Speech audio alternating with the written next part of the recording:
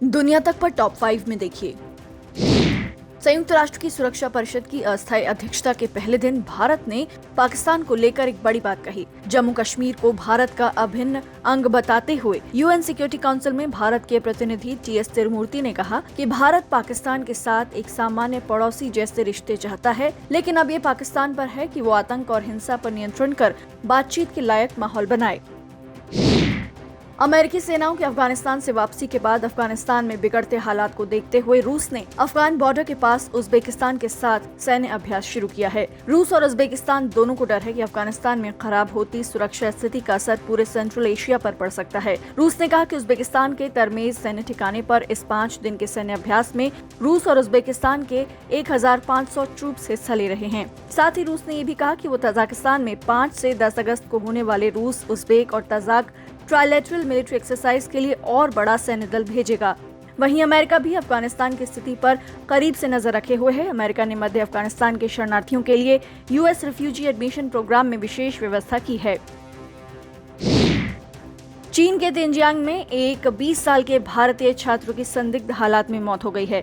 बिहार के गया के रहने वाले अमन नागसेन तिएनजान में फॉरेन यूनिवर्सिटी स्टूडेंट के छात्र थे। 29 जुलाई को उन्हें अपने कमरे में मृत पाया गया। कोरोना वायरस महामारी के बाद लगी चीन की वीजा पाबंदियों के चलते जहां 23,000 भारतीय छात्र चीन वापस नहीं लौट पा रहे हैं, तो अमन उन चंद भारतीय छात्रों में से एक थे जो चीन से महामारी के दौरान भारत वापस नहीं लौट पाए थे। फिलहाल चीन और भारत के बीच कोई फ्लाइट नहीं चल रही है, लेकिन भारतीय दूतावास चीन से अमन के शव को भारत लाने की तैयारी कर रहा है।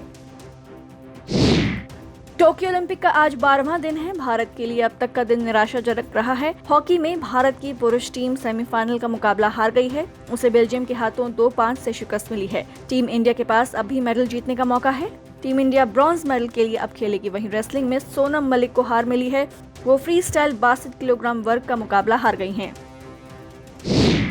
कोरोना वायरस महामारी के चलते लगाए गए पाबंदियों के खिलाफ बड़ी संख्या में राजधानी बर्लिन में लोगों ने प्रदर्शन किया। महामारी के दौरान प्रदर्शन करने और नियमों को तोड़ने के आरोप में 500 से ज्यादा लोगों को गिरफ्तार किया गया। वहीं कोरोना के बढ़ते मामलों को देखते हुए वियतनाम में बढ़ाया गया लॉकडाउन। हो ची मिन्ह शहर के साथ 18 प्रांतों में बढ़ा 2 हफ्तों के लिए लॉकडाउन। देश के कुल 64% नए मामले हो ची मिन्ह शहर से मिले। उधर ऑस्ट्रेलिया के तीसरे बड़े शहर ब्रिस्बेन में अगले रविवार तक के लिए लॉकडाउन बढ़ा दिया गया है। कोरोना मामलों में कमी नहीं आने के बाद यहां की सरकार ने लिया फैसला। ब्रिस्बेन के साथ कई और शहरों में भी इसी मंगलवार को लॉकडाउन खत्म हो रहा था।